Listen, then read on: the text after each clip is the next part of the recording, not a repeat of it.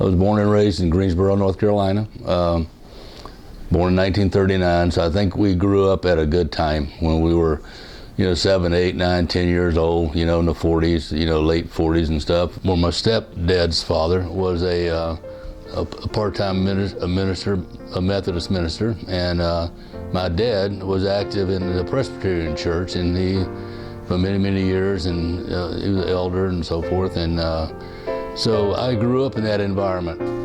I remember sitting in those pews, hot and no air moving, and these old fans that they had with wooden handles where you're fanning yourself trying to stay cool. And I remember, like in the summer times, going to these little country churches when I would be with my cousin, and I was real close to my cousin. My cousin was like a brother to me, and then later on I had a brother and a sister.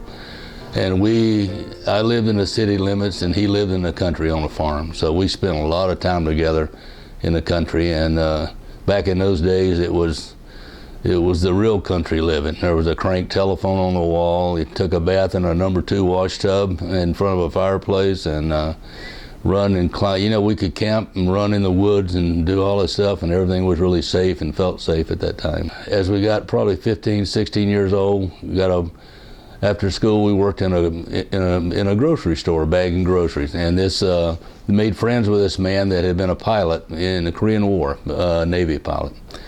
Dub Ingold was his name, and anyway, he would take us flying on a weekend, one at a time in this little Piper Cub, like a J3 Piper Cub, and we would go flying, and as soon as he'd get it off the ground, he'd let us have it, and that was so much fun. That kind of cinched me for aviation or for airplanes or flying and stuff. And after high school, I joined the Navy. I was qualified for aviation electrician's mate, so aircraft electrician. So went to boot camp, San Diego, in 1957. After boot camp, I went to Norman, Oklahoma for basic A&P school, and then to Jacksonville for electrician school, aircraft electrician school. Immediately went to mess cooking. That's the first thing you did, was go mess cook. I remember one day we were peeling potatoes, listening to the radio, and it was about the Sputnik, the Russian Sputnik. I'll never forget that. You had either Saturday or a Sunday off. You had one day a week off, and then during the course of mess cooking, you had one weekend off. So a bunch of other guys from up that way where I lived in North Carolina were going in a car going home to North Carolina, and they asked me if I wanted to go with them. So I did, and got up there and met this young girl and decided I wasn't coming back. So I didn't come back for 10 days, 12 hours, and 20 minutes. So I went AWOL. It's foolish thing.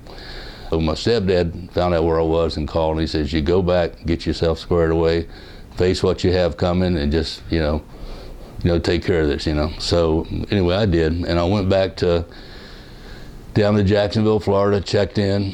So I got a captain's mask, and I was scared to death. I was just shaking my boots, so I didn't really say anything. So he said, well, we're going to give you a summary court-martial. So I got a summary court-martial, and before I had a court-martial, there was this Marine warrant officer, and I haven't really met that many Marine warrant officers in the course of my Navy career. And his name was Rice. I'll never forget him. He was an older gentleman. He told me, he said, I'd rather have someone that messes up when they first come in, get that out of their system and, move on, than have somebody that just continually gets in trouble along the way. And so he says, you tell them the truth, tell them why you didn't come back and all that, and then don't look back, and put that behind you. So I did that, and then 30 years later, I retired as the highest enlisted rank you could get in the Navy. So I made E9, which is Master Chief, and only 2% of the Navy gets that, and I think a lot of that was based on what that warrant officer told me. Just put it behind you, get this done, and get it out of the way, and don't look back. After that, I went to Beeville, Texas, in a training command. The training command was Navy, Marine, and Coast Guard pilots that, after they finished their training in Pensacola, their basic flight training, they would either go to either jets or recips, reciprocating engine type aircraft. So this was a jet squadron, had the old F-9F Cougars in it. Worked on those for about 3 years, and then Then went from there to Hawaii, and then after Hawaii came back to instructor duty in Jacksonville, Florida, and after about 4 years we moved it to Millington, Tennessee. Spent 1 year there, and then after that went back to Hawaii, and that's when I started homesteading from squadron to squadron. So I was in a lot of Navy Patrol squadrons, and then one helicopter squadron, which was also the little Cayman SH-2F helicopter, but this thing would land on the back of a Navy destroyer. They had a small hangar that they would fold the blades up and put these things in, and they actually would hover over the fantail of the ship. They would put deploy a cable down. The cable would hook to the deck because the ship is pitching all over the place, and they would actually pull this helicopter down. So I did a lot of anti-sub warfare type duty.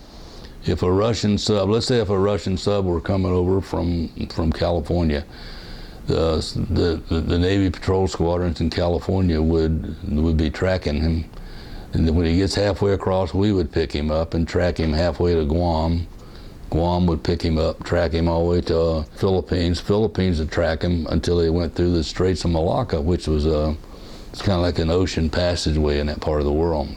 Nowadays, you don't even see him. You never even see the submarine. You know he's there. You know what country. You know pretty much how long he's been at sea, whether he has mechanical problems or not. You know the size of his magnetic field. You know all these things, and you never see you never see them, but you track them. Over halfway around the world. And but back in the days when we were doing ASW, if you detected a submarine, you'd drop a buoy, and then you would do a clover leaf pattern, do figure eights, and every time you would get a contact on him, you had that long stinger on the tail was magnetic anomaly detector.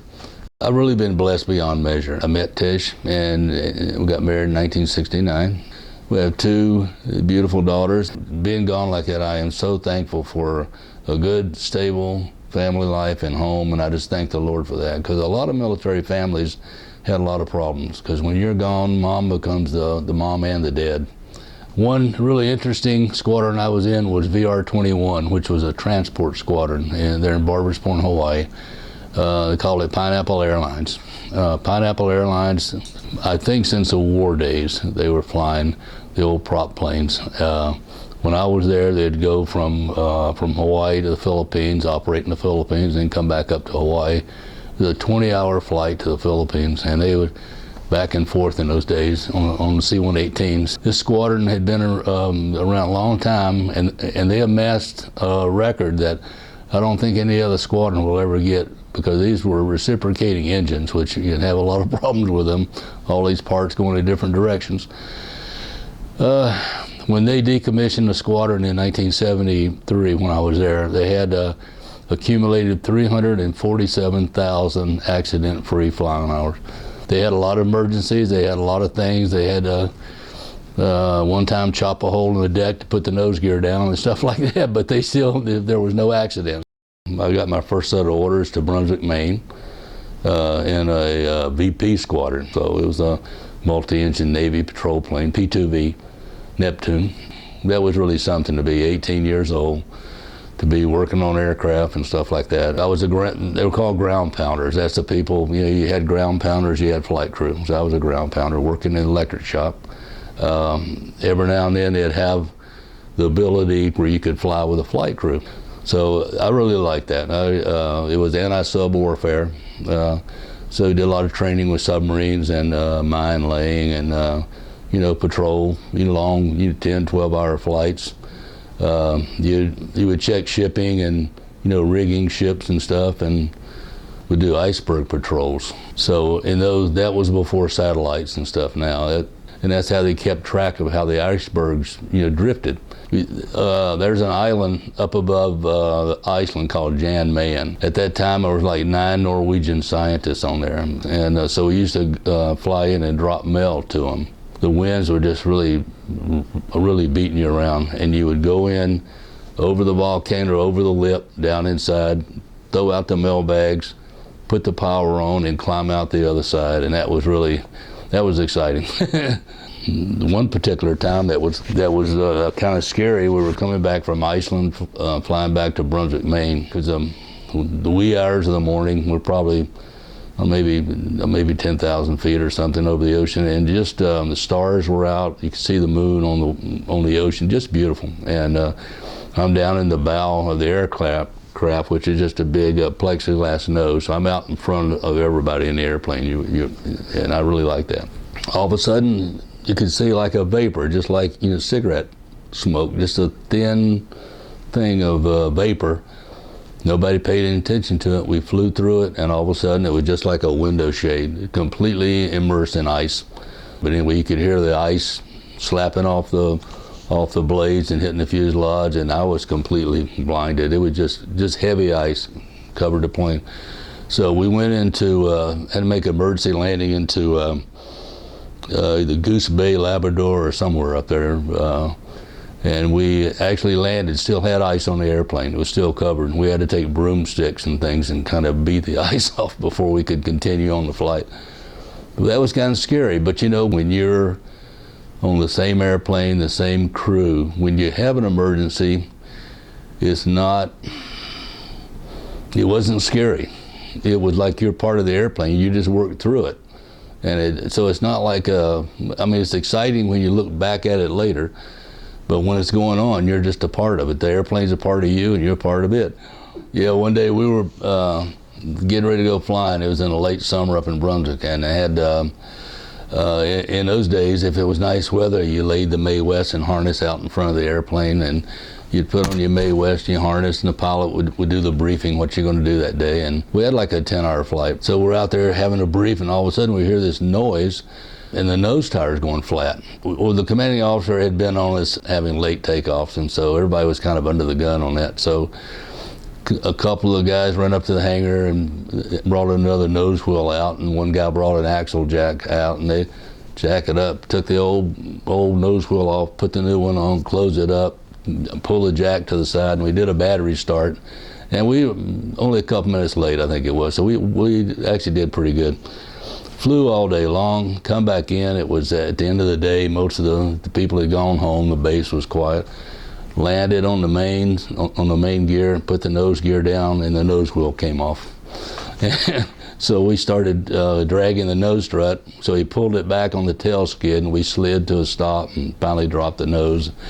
And a couple guys found the nose wheel out in the field out there and came back, and what it was, in all that haste and all that hurry up, they forgot to put the cotter pin in the wheel. They put the wheel on, put the nut on, but they didn't put the cotter pin. So as it was spinning, as it started rolling, it just came off the axles. So I did 2 deployments to Keflavik, Iceland. We did a deployment to Rota, Spain, 2 6-month deployments to Philippines, 6 months to Okinawa, 2 6-month deployments to Adak, Alaska. We were going to Roosevelt Roads, Puerto Rico for Operation Springboard. They do that every year, and you do rocket runs on these sleds that they would tow out in the ocean, firing and stuff. And that was kind of exciting. You're like, I don't know what the starting altitude was, but you're like this, and you go down into a dive, and they'd fire these rockets at these sleds, and you'd pull up. When you pull up, you're like maybe 300, 400 feet off the water when you bottom out. So when you roll over, there's no gravity. Things are just floating in air. And when you're down at the bottom, you can't even raise your hands or something. Your skin's all coming down.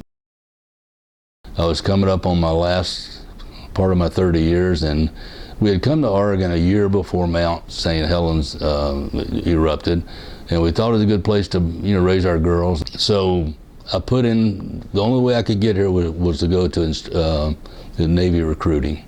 So I put in for Navy recruiting, went through recruiter school. I was originally assigned to be in Salem as a Navy recruiter. They needed someone here in Portland, so they assigned me to the Navy recruiting district in downtown Portland, the federal building. So I was public affairs officer for my last 3 years, and then I retired 1987. Master Chief Hinshaw, front and center.